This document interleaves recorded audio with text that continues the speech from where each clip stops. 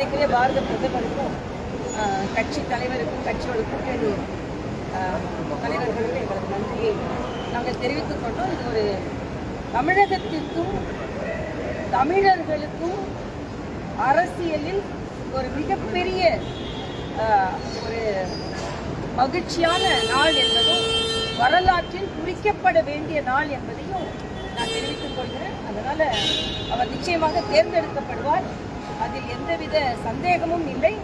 அதனால் நெடுநாளைக்கு பிறகு அப்படிப்பட்ட ஒரு உயர் பதவிக்கு தமிழருக்கு ஒரு வாய்ப்பு கிடைத்திருக்கிறது. அதற்கு மனமார்ந்த நன்றியை நான் பாரத தெரிவிக்கிறேன். எதிர்கட்சிகள் சார்பில் இன்று ஆந்திராவை சேர்ந்த முன்னாள் நீதிபதி அறிவிக்கப்பட்டிருக்கிறார். முன்னாடி பாஜக என்ன சொல்லிருந்தா ஒரு மனதாக இவரை தேர்ந்தெடுக்கணும்னு கேட்டிருக்கோம். இல்ல அதுதான், ஏன்னா முதல்ல மரியாதைக்குரிய அண்ணன் சிபிஆர் அவர்களுக்கு வாக்குகளில் குறையில்லை, அறுதி பெரும்பான்மையாக வருவதற்கான அதிகமாகவே வாக்குகள் இருக்கிறது. ஆனால் ஏன் மரியாதைக்குரிய ராஜ்நாத் சிங் அவர்கள் எல்லா தலைவர்களையும் கூப்பிட்டு பேசுகிறார்கள் என்றால், ஒரு அரசியல் நிமித்தமாக நாகரீகமாக எல்லாரும் என்றால் இது துணை குடியரசுத் தலைவர், குடியரசு துணைத் தலைவர் என்பது ஒரு முக்கியமான நடுநிலையான ஒரு பதவி. அதனால் எல்லோரும் இதில் பங்கெடுத்துக் கொள்ள வேண்டும் என்று அவர் எல்லோரையும் தொலைபேசியில் தொடர்பு கொள்கிறார். எதிர்கட்சியை சார்ந்தவர்கள், எதிர்கூட்டணியை சார்ந்தவர்கள் ஒரு வேட்பாளரை நிறுத்துவது அவர்கள் ஜனநாயக உரிமை. ஆனால் இது திராவிட முன்னேற்ற கழகத்தின் பங்கைத்தான் நாங்கள் கேள்வி கேட்கிறோம். திராவிட முன்னேற்ற கழகம் தமிழர் உணர்வு, தமிழருக்கு அங்கீகாரம் கிடைக்கலையா, தமிழர்களை நீங்கள் ஒதுக்குகிறீர்கள் என்று சொல்வது எல்லாம், அந்த வார்த்தைகள் எல்லாம் இன்று பொய்யானது ஒன்று, உங்கள் தமிழ் பற்றும் பொய்யானது ஒன்று. நீங்கள் தமிழர் என்று பேசுவதற்கு முன்னால் பல உதாரணங்கள் இருக்கிறது. ஏற்கனவே மரியாதைக்குரிய அப்துல் கலாம் அவர்கள் பச்சை தமிழர், ஒரு விஞ்ஞானி. இன்னைக்கு அண்ணனை கூட RSS நீங்க சொல்றீங்க. RSS என்பது ஒரு பேர் இயக்கம். என்னை போன்றவர்களும் பாஜக இணைவதற்கு காரணமே RSS கொண்டுதான். ஆனா இன்னைக்கு ஏதோ ஊழல் குற்றச்சாட்டு உள்ள அமைச்சர்களை வைத்துக் கொண்டு RSS குறை சொல்றீங்க. சரி, அப்துல் கலாம் அவர்களை ஏன் நீங்க ஆதரிக்கல? அவர் தமிழர் தானே. மறுபடியும் திராவிட முன்னேற்ற கழகம் இந்த வரலாற்று பிழையை செய்கிறது.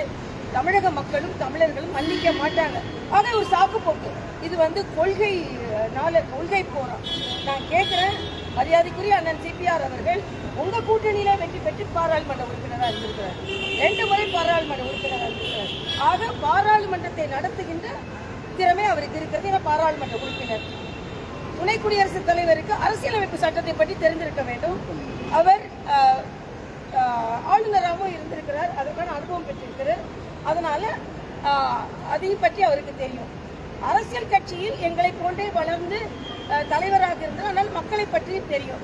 ஆக இவ்வளவு காம்பினேஷன் கொண்ட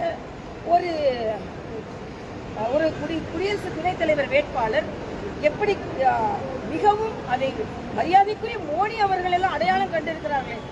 ஏன் திமுக அதை அடையாளம் காண மறுக்கிறது? மறுபடியும் இன்றில் இருந்து திராவிட முன்னேற்ற கழகம் தமிழ் பற்று, தமிழர் உரிமை என்று எல்லாம் பேசுவது நாக்கிற்காகவும் வாக்கிற்காகவே தவிர மக்களுக்காக இல்லை, தமிழ் உணர்வுக்காக இல்லை என்பதை அப்பட்டமாக திமுக இன்று அதை நிரூபித்திருக்கிறது. நான் கேட்கிறேன், இன்னைக்கு எல்லா லீடர்ஸையும் வர வைக்கிறீங்கல்ல, இல்ல ஒரு தகுதியான நபரை நிறுத்தி இருக்கிறார்கள், தலைவரை நிறுத்தி இருக்கிறார்கள். ஆக நாம கூட்டணியில வேட்பாளர் போட்டாலும் நம்ம வெற்றி பெற போவது இல்லை. அதனால உங்களுக்கு இன்ஃப்ளூயன்ஸ் பண்ற திறமை இருக்கு. ஆனா தமிழர்களும் தமிழ் மக்களும் உங்களை மன்னிக்க மாட்டார்கள். இது 2வது முறையாக நீங்கள் வரலாற்று பிழையை திராவிட முன்னேற்ற கழகத்துக்கு வரலாற்று பிழையை செய்கிறது என்று நான் குற்றம் சாட்டு. தமிழ்நாட்டை சார்ந்தவர்கள் எப்படி கமல் போய் உள்ள போய் பார்த்தாரா? கமலுக்கு தமிழ்நாடு இருக்கா? முதல் எவ்வளவு ஹிந்தி படத்துல நடிச்சிருக்காரு, எவ்வளவு தெலுங்கு படத்துல நடிச்சிருக்காரு, இப்ப தமிழ் இருக்குதா முதல்ல? ஆக இது எனக்கு ஒன்றும் புரியல. என்னமோ தமிழ்நாடு உரிமை நீங்க மட்டும்தான்.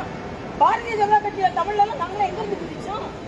நாங்களும் தமிழர்கள் தான். ஆனா இந்த ஒரு விமர்சனத்தை தான் ஏதோ தேசிய கட்சினா அவங்களுக்கு தமிழுக்கு அவங்களுக்கு சம்பந்தம் இல்லை அப்படின்னு. ஆனா அவங்களுக்கு வேண்டியது வழக்காடு மன்றத்துல வழக்காடுவதற்கு அவங்க வட இந்தியாவில ஆளுங்களை கூப்பிட்டு வருவாங்க. கான்செப்ட் மலர்ல கூப்பிட்டு வந்தாங்க. அப்ப தமிழர்கள் எல்லாம் இவர்களுக்கு தேவையில்லை. கமல் போய் இதெல்லாம் பேசலாமா? அண்ணன் சிபிஆர் கூட ஒப்பிடும் போது கமல் எந்த நிலையில இருக்கிறார்? ஆக ஒரு 40 ஆண்டு கால அரசியல் அனுபவம், நீங்களாம் நடிச்சுக்கிட்டு இருக்கும்போது அவர் அரசியல்ல நடந்து கொண்டிருந்தார்.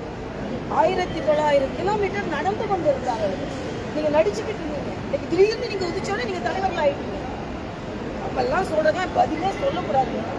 தமிழரா இல்லையான்னு குறியீடு செய்வதற்கு கமலுக்கு உரிமை இல்லை. அண்ணன் சிபிஆர் அவர்கள் பச்சை தமிழர். அவர் நிச்சயமா 40 ஆண்டுகள் தமிழக அரசியலில் இருந்திருக்கிறார். எல்லா நிலையிலும் அவர் உயர்ந்திருக்கிறார். எந்த குற்றச்சாட்டும் இல்லாதவர், திறமையாசாலி. இதுக்கு மேல ஏன் உங்களுக்கு அவரை ஆதரிக்கின்ற மனம் உங்களுக்கு வரவில்லை என்பதை தான் நாங்கள் கேள்வி கேட்கிறோம்.